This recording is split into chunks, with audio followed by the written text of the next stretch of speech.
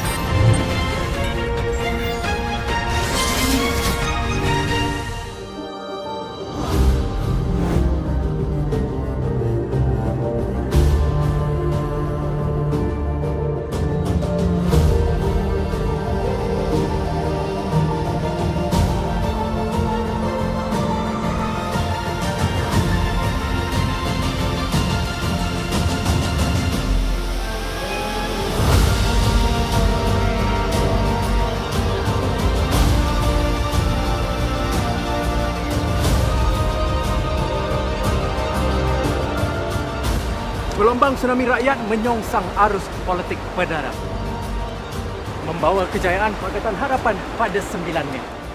Menjelang subuh 10 Mei, dengan 113 kerusi parlimen di tangan gabungan empat parti, PKR, Parti Peribumi Bersatu Malaysia, Amanah dan DAP, di bawah satu panji Pakatan Harapan, muncullah Malaysia Baharu. Aura Tun M bukan saja memberi impak besar kepada Pakatan Parti Berlainan Ideologi itu, ia turut mengangkat beliau sebagai Perdana Menteri tertua di dunia. Selepas 15 tahun, Putrajaya menyambut kepulangan arkiteknya. Welcome back, The Legend.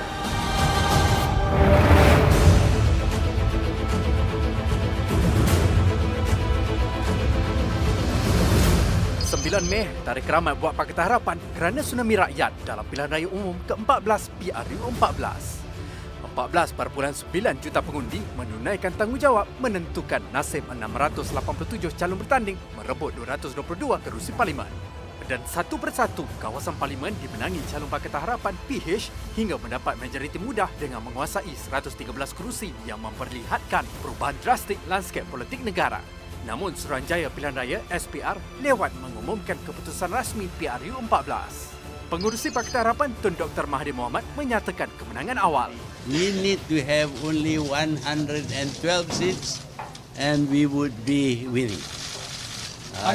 It would seem that we have practically achieved that figure. And the figure for the BN is very much less than that. There is no way they can catch up. Dan pada jam 4.40 pagi 10 Mei, segalanya terjawab. Pakatan Harapan secara rasminya disahkan menang dengan meraih majoriti mudah. Keputusan yang diperolehi oleh calon yang mewakili parti-parti politik dan calon bebas adalah seperti berikut. Parti politik Barisan Nasional BN 79 kerusi. Parti Islam Se-Malaysia PAS 18 kerusi. Parti Keadilan Rakyat PKR 104 kerusi. Penguasaan 121 daripada 222 kerusi parlimen sekaligus memecah monopoli Barisan Nasional BN selama 6 dekad. Barisan Nasional BN kalah teruk sekadar memenangi 79 kerusi parlimen. Kejutan demi kejutan, nama-nama besar yang menjadi Barisan Harapan BN gagal untuk mengekalkan mandat. Kekalahan di Johor, Negeri Sembilan, Melaka dan Kedah antara air parti itu. Dalam pembentukan kerajaan persekutuan, tumpuan terarah kepada Tun Dr. Mahathir yang mengemudikan Malaysia Baharu.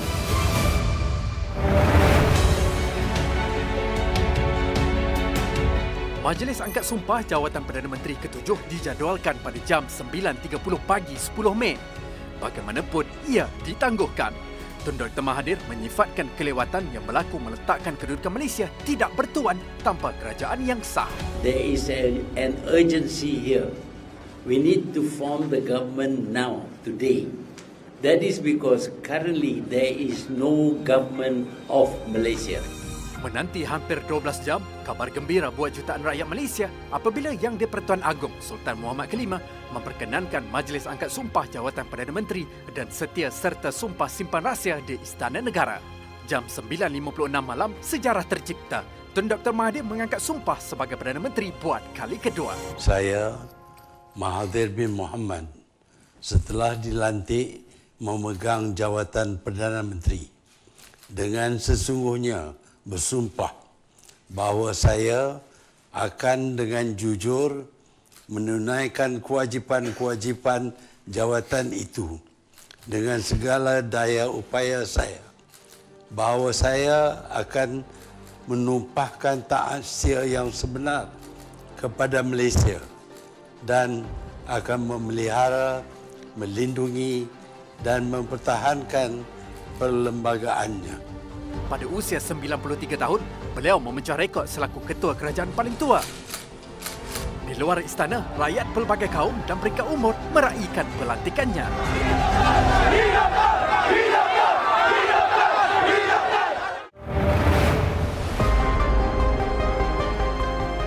Bermulalah babak baru pembentukan Kabinet Kerajaan Pakatan Harapan, iaitu secara keseluruhan seramai 26 orang diketuai oleh Perdana Menteri. Istiadat penggunaan surat cara pelantikan dan mengangkat sumpah jawatan dan taat setia serta sumpah simpan rahsia di Istana Negara menyaksikan barisan permulaan 13 Menteri Persekutuan didahului oleh Datuk Seri Dr. Wan Azizah Wan Ismail sebagai Timbalan Perdana Menteri Wanita Pertama Negara. Beliau juga Menteri Pembangunan Wanita Keluarga dan Masyarakat. Presiden Parti Pribumi Bersatu Malaysia Bersatu Tan Sri Muhyiddin Yassin sebagai Menteri Dalam Negeri.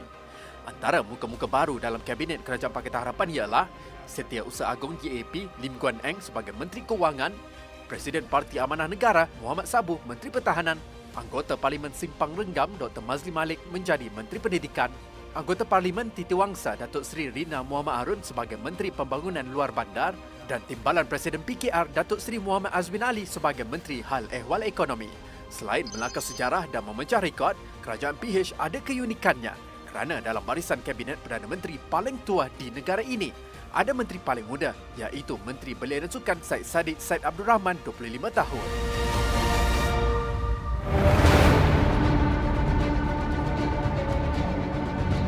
Selepas PRU 14, pembentukan kerajaan negeri di Perak, Kedah dan Sabah tergantung kerana tiada parti melepasi majoriti muda. Dalam drama politik Sabah, Pakatan Harapan iaitu Warisan, PKR dan DAP memiliki 29 kerusi DUN. Begitu juga BN, manakala Parti Solidariti Tanah Airku STAR memiliki 2 kerusi. BN memperoleh majoriti untuk membentuk kerajaan negeri apabila STAR bekerjasama dengan BN Sabah. Tan Sri Musa Aman mengangkat sumpah sebagai Ketua Menteri. Putaran 360 darjah, giliran Warisan pula mendapat majoriti mudah apabila 6 adun BN menyatakan sokongan kepada parti berkenaan, sekaligus Warisan memiliki 35 kerusi DUN untuk membentuk kerajaan negeri. Lalu, Datuk Seri Muhammad Syafiee pula mengangkat sumpah jawatan Ketua Menteri Sabah yang baharu. Awal Jun lalu, Tan Sri Musa Aman memfailkan saman bagi mendapat pengisytiharan beliau Ketua Menteri yang sah. 6 bulan kemudian, segalanya terjawab apabila Mahkamah Tinggi Kota Kinabalu menolak saman Tan Sri Musa. Maka Datuk Seri Muhammad Syafiee, Ketua Menteri Sabah yang sah.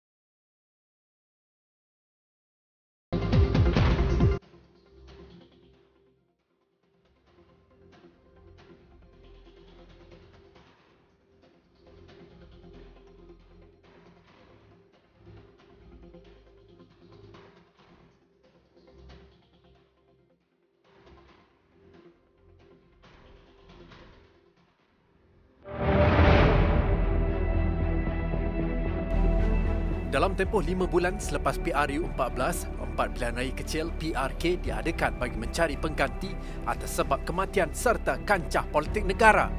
PRK Dun Sungai Kandis pada 4 Ogos lalu diadakan susulan kematian Adun Sungai Kandis, Allahyarham Mat Syuhaimi Syafi'i yang meninggal dunia kerana menghidap penyakit kanser limfoma. PRK pertama selepas PRU 14 itu menyaksikan calon PKR Muhammad Zawawi Ahmad Mukhni menang dengan meraih 15,427 undi. Beliau menewaskan calon PN Datuk Lokman Nur Adam yang meraih 9,585 undi, manakala calon bebas K. Murti mendapat 97 undi. PRK seterusnya diadakan selepas kerusi Dun Balakong kosong kerana kematian adunnya Eng Tian Chi yang terkorban dalam nahas di Lebuh Raya Grand Saga, Ceras, Kuala Lumpur. Pertembungan 1 lawan 1, Dun Balakong menyaksikan calon Pakatan Harapan Wong Siu Ki memperoleh 22,508 undi bagi mengalahkan calon MCA Tan Chi Tiong yang mendapat 3,975 undi. PRK Dun Seri Setia pula diadakan ekoran kematian Allahyarham Profesor Dr. Syaharuddin Baharudin yang menderita barah usus. Halimah Abu Bakar dapat mengekalkan kerusi Pakatan Harapan di Dun Seri Setia dengan memperoleh 13,275 undi, menewaskan calon PAS Dr. Halimah Ali yang memperoleh 9,698 undi. Ini pula PRK tumpuan susulan pengosongan kerusi Parlimen Port Dickson oleh Datuk Daniel Balagopal Abdullah bagi memberi laluan kepada Datuk Seri Anwar Ibrahim bertanding dan kembali ke Dewan Raya. Banyak pihak mempertikaikan kelayakan Datuk Seri Anwar untuk bertanding PRK Port Dickson, dan keraguan itu dimatikan oleh pengerusi Suruhanjaya Pilihan Raya SPR Azhar Azizah Nahrun yang memaklumkan Datuk Seri Anwar layak bertanding berdasarkan pengampunan penuh tanpa syarat oleh Yang di-Pertuan Agong Sultan Muhammad Kelima pada 16 Mei lalu. Datuk Seri Anwar memenangi PRK Port Dickson dengan memperoleh 31,016 undi. Beliau menewaskan 6 pencabar lain termasuk calon bebas Tan Sri Isa Samad dan bekas pembantu pribadinya Muhammad Saiful Bukhari Azlan. Sekarang ni, Kampung Pisang dah kena ganggu. Hantu Kak Lima. Biarkan cerita politik itu menjadi lipatan sejarah negara. Dan sekarang kita mengimbau pula antara filem-filem yang pernah anda saksikan dan memberi kenangan kepada anda tahun ini.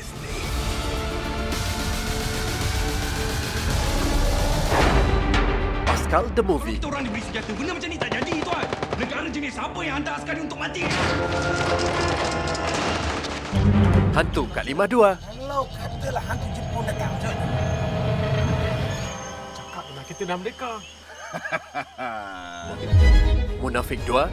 Segala kelebihan yang Allah berikan pada Adam ni akan dipertanggungjawabkan di akhirat nanti. Mission Impossible Fallout. Jurassic World Fallen Kingdom.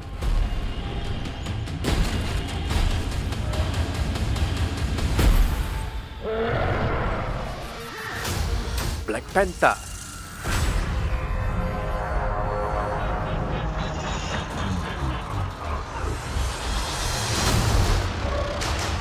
Avengers Infinity War. The end is near.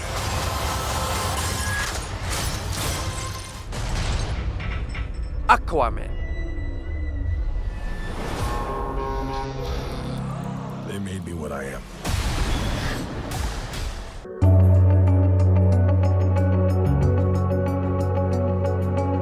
Rampasan penyelewengan bilion ringgit. Dalangnya seketika nanti.